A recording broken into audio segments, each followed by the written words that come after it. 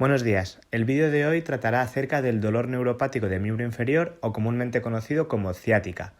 Diferenciaremos algunos de sus síntomas y por último propondremos algunos de los ejercicios que a día de hoy más efectividad han demostrado en el tratamiento del mismo. Para empezar, definiremos lo comúnmente conocido como ciática. Ciática hace referencia a todos los síntomas referentes del nervio ciático, que es un nervio que sale de las últimas vértebras lumbares y primeras sacras y que viajan a lo largo de todo el miembro inferior. Es la estructura nerviosa más grande y gruesa del cuerpo. Los síntomas pueden ir desde el más leve, como podrían ser ligeros hormigueos o cosquilleos en la zona baja de la espalda o zona glútea, hasta extenderse por todo el recorrido de la pierna, tanto posterior como anterior, y evolucionaría a síntomas más similares a sensaciones desagradables, llegando incluso a dolor. Los síntomas de más gravedad indicarían gran afectación de esta estructura e irían desde sensaciones de falta de sensibilidad a un dolor muy intenso e incluso llegando a debilidad muscular y pérdida del control de los esfínteres.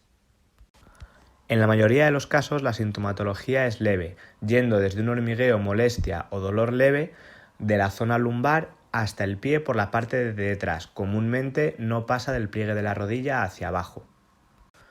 Esto se produce mediante dos mecanismos que diferenciaremos entre mecanismo de isquemia y mecanismo de irritación. Vamos con el primero. El mecanismo de isquemia se explica a su vez por otros dos procesos.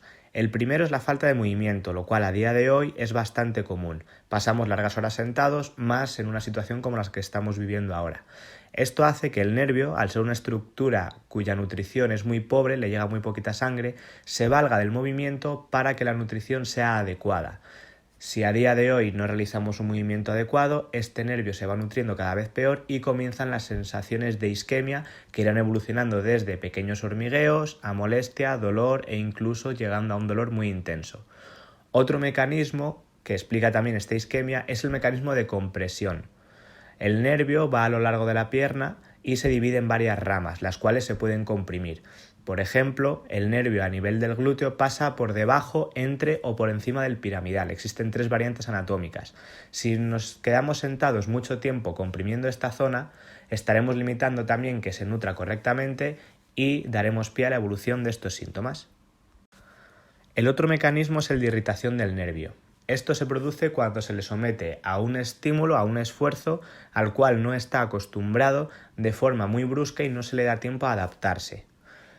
Este es uno de los mecanismos que se explicarían mediante la conocida como hernia discal, ya que el disco actuaría como irritante sobre el nervio y la fricción del mismo provocaría este dolor de ciática, este dolor neuropático. A día de hoy sabemos que esto no es correcto del todo, ya que el disco actúa más como un irritante químico que como algo mecánico que irrite el nervio. Por lo tanto, a no ser que la hernia tenga un surgimiento muy espontáneo, pocas veces, muchas menos de las que pensamos, será causa de un dolor de estas características. Esto no quiere decir que una hernia discal no pueda dar un dolor neuropático o ciática, simplemente que es algo bastante más raro de lo que comúnmente se cree a día de hoy. Además de en la salida de la columna vertebral, el nervio puede irritarse en diferentes puntos. A lo largo del recorrido de las diferentes ramas en las que se divide luego el ciático, existen diferentes puntos conocidos como puntos de compromiso, en los cuales el nervio puede verse sometido a estímulos que superen su adaptabilidad y provoquen síntomas típicos de la ciática. Entre los más comunes podemos encontrar el piramidal, que se encontraría por debajo del glúteo mayor. Podemos encontrar también el afloramiento que tiene la raíz posterior a nivel medio del muslo por el bíceps femoral, también el hueco popliteo detrás de la rodilla e incluso en los gemelos por las diferentes raíces que lo atraviesan.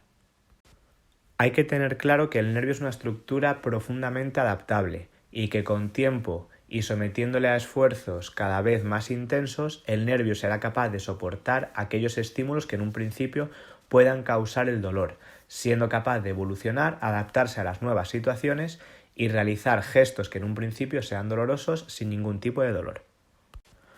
Por lo tanto, todos los ejercicios que vamos a realizar tendremos que adaptarlos al momento de lo que se conoce como irritabilidad del nervio. Es decir, en un primer momento, movimientos leves serán muy dolorosos, pero intentaremos encontrar aquellos que produzcan un leve dolor, pero que sea muy soportable y este no se dispare de gran manera al realizar los ejercicios. De esta forma iremos progresando cada vez hacia ejercicios más intensos y complejos para que la adaptabilidad del nervio mejore y sea capaz de soportar mayores estímulos. Por último, en aquellos casos en los que el dolor aparezca en gestos específicos, tanto laborales como deportivos, la progresión de los ejercicios irá destinada a someter al nervio a esfuerzos similares a los que requiere la actividad laboral o deportiva y de esta forma adaptarlo a ese esfuerzo al que le vamos a requerir al realizar estas actividades.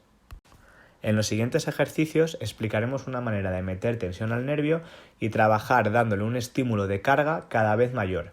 Para ello utilizaremos dos conceptos, el de deslizamiento y el de tensión. El deslizamiento consistirá en un punto A someter a tensión al nervio mientras la quitamos en el punto B. A continuación quitaremos tensión en el punto A y lo meteremos en el punto B, de forma que manteniendo una tensión constante realizaremos un deslizamiento del nervio, lo cual es bastante parecido a lo que pasa en los movimientos de nuestro día a día. El término de tensión hará referencia a los ejercicios en los que meteremos tensión en el punto A y en el punto B en el mismo momento. A continuación, quitaremos la tensión tanto del punto A como del punto B a la vez. En el primero de los ejercicios nos valdremos de una goma elástica para ayudarnos. Nos tumbaremos boca arriba en el suelo colocando la goma elástica en el pie, de la que tiraremos manteniendo la rodilla recta y elevando la pierna en bloque. En este punto haremos un deslizamiento, simplemente del punto A, que va a ser el tobillo, haremos un movimiento. Cuando llevamos los dedos hacia nosotros, le estamos metiendo tensión al nervio, aparecerá una sensación por la parte de detrás de la pierna o de los gemelos, y al llevar los dedos hacia adelante se la quitamos. Al ser un punto solo de movimiento es un deslizamiento. En la segunda parte de este ejercicio, a la vez que metemos tensión en la zona del cuello llevándola hacia adelante, la quitaremos en el tobillo llevando los dedos lejos de nosotros. De esta forma el punto A, que es el tobillo, cuando le llevamos hacia adelante y perdemos tensión, metemos en el punto B, que es la cabeza, y a continuación metemos tensión en el punto A, que es el tobillo, y la quitamos relajando la cabeza. Como tercer parte del ejercicio más intensa realizaremos tensión, es decir, a la vez que llevamos los dedos hacia nosotros, levantaremos el cuello y soltamos del punto A y B a la vez. Realizaremos este movimiento varias veces, podrán aparecer sensaciones en la parte de atrás de la pierna, pero sensaciones que en todo momento sean soportables. A continuación realizaremos un estiramiento de los rotadores externos como el glúteo mayor o piramidal. Estos músculos se ven muy relacionados con el nervio ciático, por lo que estirarlos va a servir para someter a compresión a este nervio. Lo realizaremos de la siguiente forma, colocando el pie del lado que nos duele sobre la rodilla contraria y llevando esta hacia el pecho. Podremos utilizar esta posición para, mediante un movimiento del cuello, generar un mecanismo de deslizamiento sobre el nervio. A la vez que mantenemos el estiramiento, de esta forma realizaríamos un movimiento del ciático mientras mantenemos esa compresión producida por el estiramiento de la musculatura que se relaciona íntimamente con este nervio. Además de tumbados boca arriba, podremos realizar un movimiento de deslizamiento y tensión del ciático sentados. Para ello nos colocaremos en posición conocida como slump, derrumbándonos y realizando una curva en la espalda. Estiraremos la pierna que nos duele y para hacer el deslizamiento realizaremos, al igual que en el caso anterior, un movimiento solo del tobillo. Cuando los dedos vayan hacia nosotros, meteremos tensión al nervio, al ir hacia adelante se la quitamos. Podremos realizar un deslizamiento cuando metemos tensión desde el tobillo y la quitamos desde el cuello, realizando una extensión cervical, mirando hacia arriba. Siempre un movimiento lento, controlado y prestando atención a las sensaciones.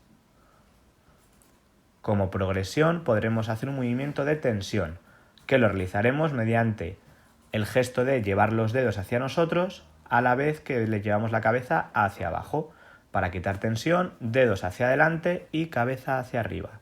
Este sería el gesto que más tensión metería a la raíz nerviosa y con el que más tenemos que prestar atención a las sensaciones que aparecen. Por último, combinaremos un ejercicio de la musculatura que se ve muy relacionada con el ciático con un estiramiento del mismo. Lo haremos mediante un ejercicio conocido como peso muerto unilateral. Para él utilizaremos una silla como apoyo para el equilibrio y manteniendo el pie apoyado que nos duele y la rodilla totalmente estirada, nos moveremos en bloque como si de un balancín se tratase hacia adelante. Cuanto más nos inclinemos hacia adelante, más tensión notaremos en la parte posterior de nuestra pierna. Realizaremos un movimiento lento, controlado y llegando hasta un punto donde la tensión sea entre moderada y alta, pero siempre que sea soportable.